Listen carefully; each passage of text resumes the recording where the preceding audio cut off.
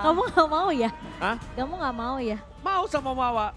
Cuma yang ada debatin Mobile Legends lagi ujung-ujungnya ntar. Hari-hari ya, everyday Mobile Legends. Tapi ya drafting phase game kedua sudah kita mulai tentunya. Apakah aura yang tertinggal 1 poin ini Ji akan tertinggal lagi? Sama seperti leg pertama.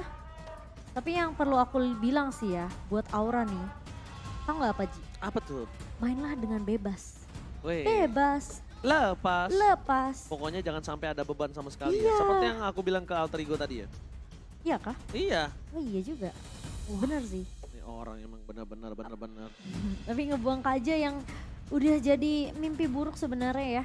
Di game pertama udah akan dilepaskan ke arah Wijanarko bersama dengan adanya Valentina lagi yang dibuang bersama dengan Cloud. Karena respect tentunya dengan seorang Hais di sini. Respect is the key, don't forget about it bro. Yup, itu penting banget ya teman-teman. Dan Rebellion mereka masih buang dengan harusnya sama sih. Apakah One bakal dilepas? Kalau One dilepas sama Rebellion, mereka ngambil resiko cukup besar ngelepas One-nya untuk Aura. Tapi memang sebenarnya masih ada counter. Ada Povius, ada Lolita. Dan mereka mungkin justru kalau memang One-nya dilepas, Aura nggak akan perlu untuk ngambil One sih menurut aku. Kalau sampai debate ya sama draft picknya dari Rebellion sendiri. Mereka bisa ambil Faramis yang terbuka lebar. Mereka bisa ngambil ke arah Glue bahkan. Yang tadi udah sempat disebutkan sama Bung KB. Tapi ternyata One tidak akan dilepas. Chico berpikir cukup panjang, keras. Kalau ini One dilepas kayaknya jadi mimpi buruk. Dan oh wow, Melissa. Untuk Kabuki. Itu dia. Ketika Melissa berada di tangan Kabuki sebenarnya ini harus menjadi atensi yang lebih tinggi terhadap para pasukan dari Rebellion. Kenapa? Kabuki positioningnya bagus. Apalagi Kabuki dengan frontliner yang tebal itu sudah tergapai. Problemnya adalah ketika dia di arah backline. Itu problemnya satu. Mampukah Kars dengan Yuzongnya ke belakang? Atau mampukah Kars dengan laku-laku ke arah belakang? Atau mungkin dia mau pakai hero yang lainnya? Dan Grok Ditabrak Grok tuh. sama Yuzongnya Rebellion itu beberapa belakangan itu ngeri banget loh. Setuju Ji. Tapi ngambil high ground untuk Swallow lagi dengan adanya Eve. Yang kita tahu ini adalah hero signature untuk Swallow. Real world manipulation yang tadi memang sebenarnya ketika dibahas sama KB ini sangat kontradiktif dengan adanya Kaja tadi ya di game pertama. Tapi somehow memang real world manipulation ini bukan buat nge-follow up Kajanya tapi ngejar ke pemain-pemain yang mau kabur dari Aura dengan adanya efek slow dari seorang Swallow. Dan tentunya Faramis harus menjadi salah satu faktor yang bisa ngebuat Aura tentunya teamfight-nya akan lebih sustain lagi dengan adanya altar. Dan lapu-lapu yang tadi sudah kita bahas bisa jadi amankan sama Kars, malah sekarang deny oleh pemain-pemain dari Aura. Jatuh ke tangan seorang Fluffy di game yang kedua. Tapi ingat Rebellion, mereka masih punya chance untuk mengamankan ke arah Arlott. Dimana Arlott di sini harusnya masih bisa menjadi 1v1 situation. Apalagi dengan sisi yang sama sebenarnya dengan lapu-lapu. Reverse fighter dari lapu-lapu ini bisa untuk mengincar ke arah backline, bisa untuk 1v1 juga dengan Arlott. Arlott pun juga memiliki segudang sisi yang kita tahu. Dengan adanya cooldown reset dari dari adanya skill yang dimiliki oleh Arlott. Ini bisa jadi potensi untuk Arlott lebih sustain juga 1v1-nya dengan seorang lapu-lapu Regen HP. Yang mungkin akan membuat Arlott bakal lebih bertahan di segi skirmish dan bahkan team fight untuk Rebellion Zion. Dan itu dia Arlott. Untuk Tapi lihat Hais dengan 13 kill di game pertama. Hais menjadi salah satu pemegang rekor kill terbanyak dalam satu game di MPL season yang ke-11. Hais memang salah satu player yang cukup cemerlang namanya. Beberapa belakangan ini dan bahkan Hais adalah orang yang selalu menjadi perhatian lebih untuk para pasukan-pasukan yang dilawan oleh Rebellion. Kadang dia tidak dikasih bermain sampai sama sekali, bahkan dia tidak dikasih nafas sama sekali. Banyak banget atensi untuk seorang Hais itu sendiri. Iya, tapi mereka buang Akai, mereka buang Fredrin. Mereka tahu Van ini benar-benar bagus juga dengan adanya retribution yang begitu on point. Mau satu hero lagi nggak? Tapi ini jarang banget dipakai di area jungle. Dan nggak menutup kemungkinan Van bisa menggunakan hero ini. Martis. Granger. Oh. Martis bisa diambil di kanan soalnya. Martis bisa di kanan ya? Bisa di kanan. Oke. Martis yang mungkin sempat digunakan 2 kali oleh seorang Vincent, kemungkinan bisa menjadi jungler yang kalau memang dari anti-sisi lapu-lapu ini mau dihindari, itu bisa banget. Tapi Atlas pun dibuang begitu saja. Kalau Granger mungkin, aku ngelihat mungkin dengan adanya ini kali ya, sekarang kan butuhnya yang lebih tanky di area depan kali ya. Jadi kalau misalnya Granger jungler ini agak sedikit riskan tentunya. Tapi Fanny dibuang terlebih dahulu oleh Aura. Bersama dengan Lancelot, apalagi Lancelot tank sekarang ini lagi happening banget. Dengan aku bisa bilang farmingan pattern yang begitu cepat juga dari seorang Lancelot. Dengan adanya Demon Slayer ini tentunya akan dihindari dan Moskov. Gila. Di tangan Sama-sama Heist. pengen coba diselesaikan dengan cepat di arah laning phase-nya. Sama-sama punya power. Dan Heist secara tidak langsung bisa mendominasi dari Kabuki itu sendiri. Kalau aku bilang Aura coba bawa Lilia sih. Kalau bawa Lilia bawa Parsya. Ini akan romer sih dia butuh Momochan kayaknya. Karena Vesager yang akan pakai Faramis. Udah Faramis ya. Kemungkinan Vesager yang akan pakai Faramis kalau menurut aku pribadi. Bisa jadi sih. Tapi Bisa jadi, tapi nggak menutup kemungkinan. Nggak menutup kemungkinan. Tapi mungkin dengan permainan mereka yang biasa, mereka akan lebih menggunakan Vesager sebagai mid laner-nya agar stacknya punya power dari damage-nya. Dan high ini akan dikasih hero yang bisa initiate lagi. Atau hero yang bisa mengantar seorang Grok. Mungkin ada Digi. Kufra kah? Oh Franco, Martisnya justru diambil oleh Aura. Wah ini punya power tinggi sih Aura. Dengan ada Martis dan Franco seperti ini. Crowd control yang dimiliki dari tim Aura ini cukup besar juga. Team fight damage sangat besar. Rebellion sepertinya agak sedikit kebingungan untuk mengambil satu hero yang bisa menang atau punya power di arah team fight. Karena team fight jujur walaupun ada Grok, ada real world manipulation, Kiri ini punya power sustain yang besar banget Momochan dari tim Aura Fire. Setuju, tapi jungler apakah yang akan dibawakan oleh Rebellion di sini? Mereka butuh satu garda depannya sih menurut aku. Karena kalau ngebawa Assassin kayaknya agak sedikit riskan untuk Vincent.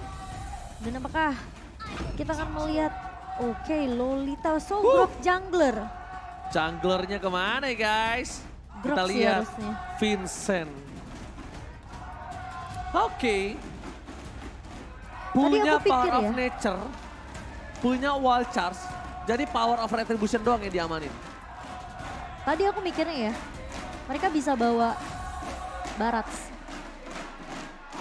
Melissa dong.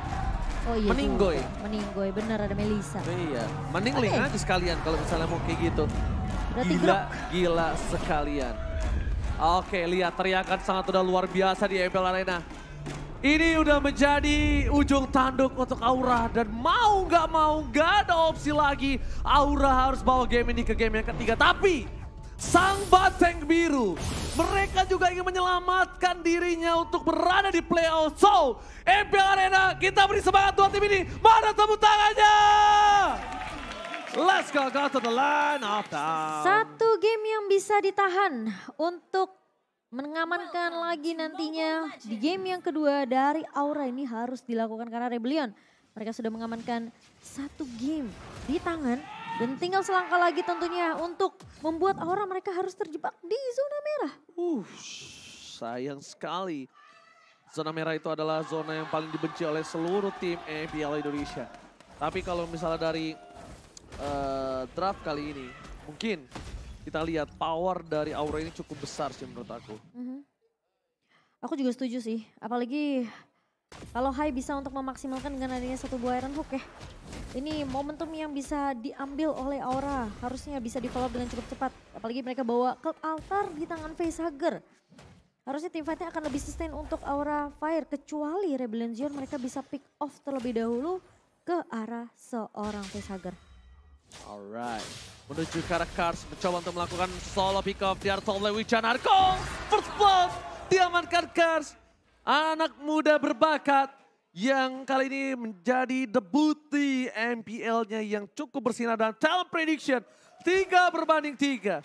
Aura Fire mendapatkan suara dari Eterna, Momochan, dan Ranger Emas. Wah, gue dijepit dayang-dayang nih. Sama KB. KB RBL dong. Oh iya benar juga. Kirain di gambarnya tadi, maaf. Enggak, gue di tengah dayang-dayang gue.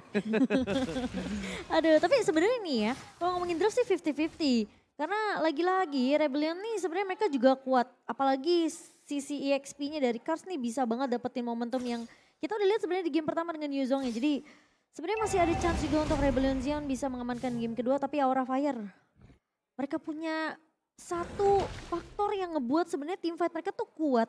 Mereka punya efek sisi, mereka punya anti sisi, bahkan Kabuki harusnya bisa dapetin space cukup banyak dengan adanya Fan dan juga Hai di area depan. Oke, di garis depan Fluffy telah membuka team fight. Kali ini Vincent masih mencoba untuk melakukan distraction. Real world manipulation berada di garis depan. Dan Fluffy ter-take down. Watch out, no in a place. Dan dua player dari Aura Fire hilang begitu saja.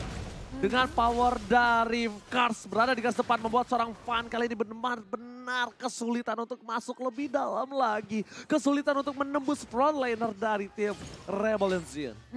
Dan Hai saat ini sampai sejauh ini dia belum bisa dapetin untuk satu target yang diculik dengan satu buah Iron Hook. Dan bahkan Rebellion Zion mereka mencoba untuk memukul mundur pemain-pemain dari area Fire dengan lagi-lagi ngajakin tim fight dulu di area River-nya. Nyulik dua pemain dan itu yang aku udah sempat bahas. Facehugger kalau tumbang udah pasti nggak akan ada jaminan untuk lebih sustain buat tim fight-nya. Karena Kabuki di sini tentunya masih butuh waktu untuk mendapatkan itemnya sama seperti Heist. So dari segi early-nya tentu ini lebih berprioritas gimana caranya mid laner dan juga roamer ya bisa dapetin target momentum yang bisa diculik untuk dimakan oleh Aura Fire. Oke, meskipun begitu, Kabuki udah memiliki Carson Side, membuat dirinya akan lebih sustain lagi, membuat dirinya akan lebih power lagi. Tapi Rebellion Zion, mereka tidak mungkin lupa dengan keberadaan dari seorang Kabuki. Heist tidak terlalu maksimal di area bottom lane. Zoning out yang dilakukan, tapi lihat Fan terlalu depan, berhasil mundur dengan sebuah Mortal Coil anti-CC yang dia miliki. Iya, dan kita juga melihat Heist di sini yang dari segi range-nya memang cukup pendek ya untuk seorang Moskov. Apalagi bertemu dengan Melissa yang dimana Melissa ini bisa ngepok dengan Muddles-nya. Jadi Heist akan bermain lebih sabar, bermain benar-benar nungguin coveran atau backup yang dibuka sama Rebellion Zion. Jadi positioning dari Heist ini benar-benar penting banget. Jangan sampai lihat posisi dari Kabuki ini bisa ngepok ke arah seorang Heist. Karena Wijanarko mau nggak mau sekarang jadi harus nge-babysit dulu nih ke area bawahnya. Karena dia tahu Kabuki gak akan bisa dapetin space yang cukup banyak untuk farmingnya. Dan mau gak mau dari Aura Fire mereka harus bisa untuk kontrol landing di sisi lainnya. Karena menurut aku Hai dan juga Facehugger ini butuh banget yang namanya momentum dan follow up. Hai narik dengan satu buah Iron Hook. Facehugger di sini bakal coba untuk ngecicil, tapi dia punya Cult Altar yang dimana kalau Aura memfollow up satu buah opening ini ke Hai, ini bakalan bagus banget. Double stun, watch out dari keluarkan. Lihat Hai bahkan tidak bisa bertahan kembali dan hilang begitu saja. Masih ada Cult Altar menyelamatkan di portal 1x24 jam. Dibalikan kembali keadaannya, pasukan dari Rebellion terperangkap, tapi hilang dua.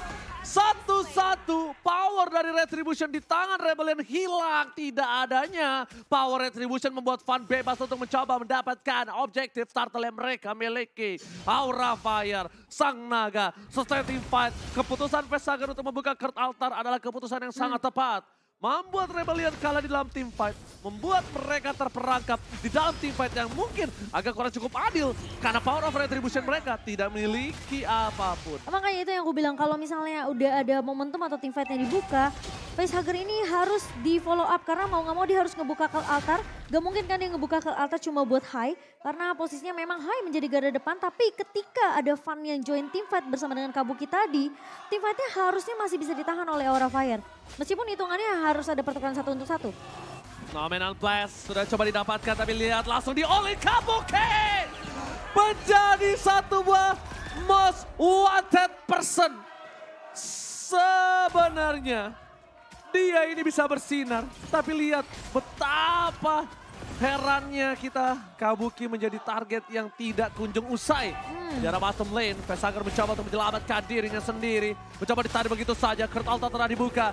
Dengan cukup cepat dikelarkan oleh pasukan Rebellion Zion.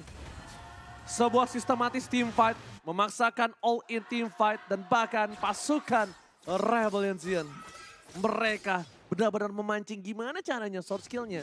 Sedikit demi sedikit diambil. Sword skillnya dilepaskan ketika team fight. Jadi tidak ada. Tapi di arah top lane, 1v1 situation. Cars versus Fluffy nampaknya tidak menimbulkan hasil yang maksimal untuk kedua belah pihak. Ya, select plate untuk 4 pemain dari Aura Fire. Respect dengan adanya physical damage yang dimiliki oleh Rebellion Zen. Tapi Van hampir aja diculik oleh 4 pemain yang sudah mulai terlihat di area atas. Dan dia harus mundur karena backupnya masih cukup terlalu jauh. Namun masih punya Ashura Aura dari seorang Van. Bisa lari dari kejaran pemain Rebellion Zen. Tapi lihat Ji. Dipaksa menggunakan flicker.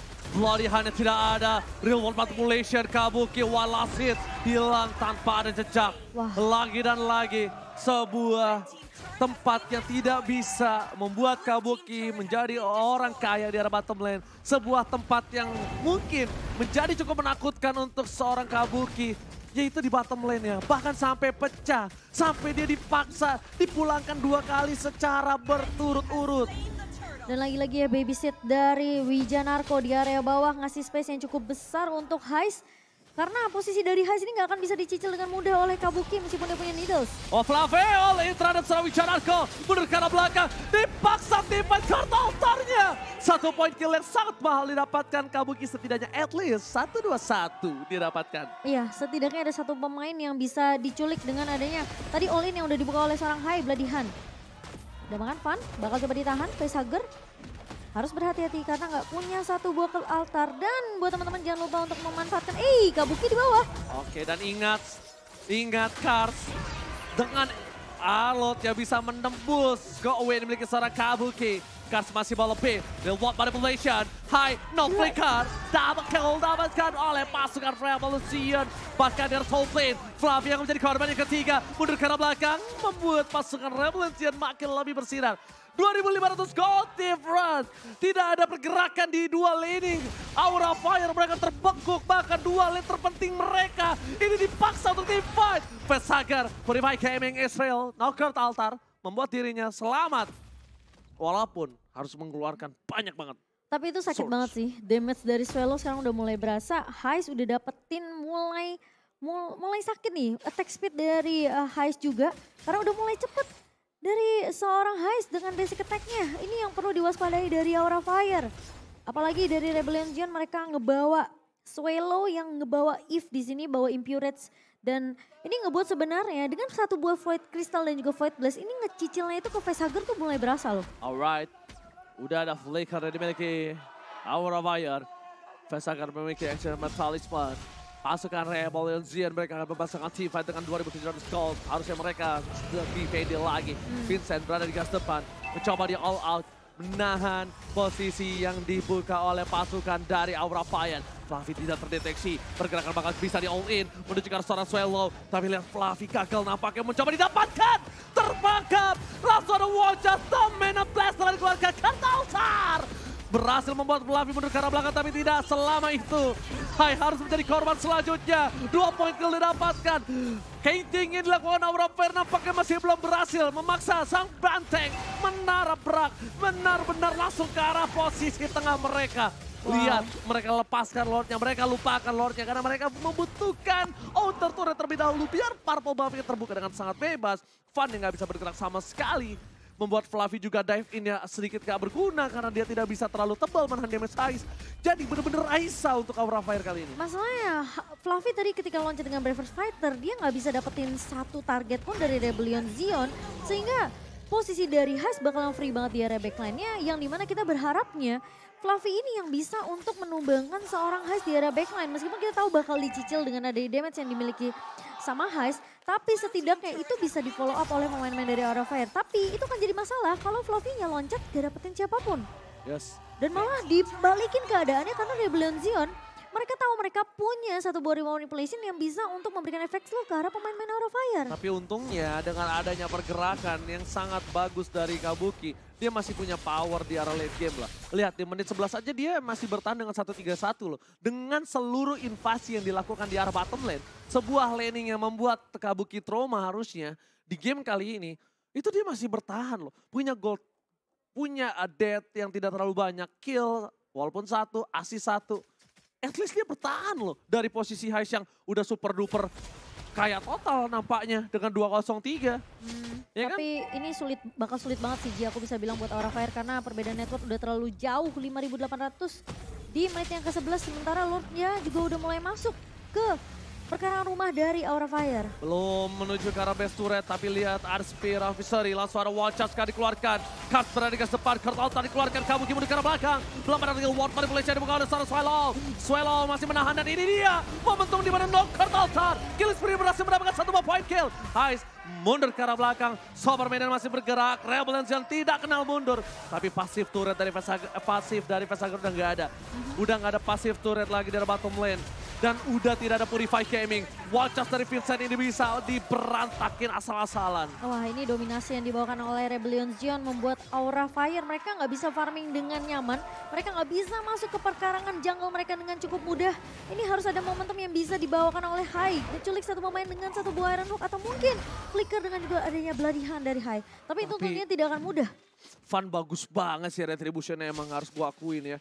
Gold Orn udah lumayan lah 1100 dengan owning yang mereka miliki, tapi memang harus diakui Fun ini Retribution-nya power juga. Makanya sebenarnya perang Retri kan. Iya, sama dibandingkan Vincent harus ngadu Retribution. So far ya Vincent tidak terlalu seberkilau Fun untuk Retribution ya. Mungkin apalagi kalau Rebellion Zion mereka tahu banget kan yang dibawakan ini adalah Grok Jungler ya. Dibandingkan dengan mungkin tipikal seperti tank jungler kayak Martis atau mungkin Fredrin itu bakal beda cerita. Makanya Rebellion Zion mereka tuh senang banget untuk ajak team fight sebelum ada objektif yang bisa diambil sama Rebellion Zion kayak turtle, turret. Dia ambil sisinya dulu sih dari Vincent ini. Dia keluarin semuanya ya. Iya, wall charge-nya dia pakai sama Retri. Jatuhnya kayak Lancelot, Tonro sama Retri.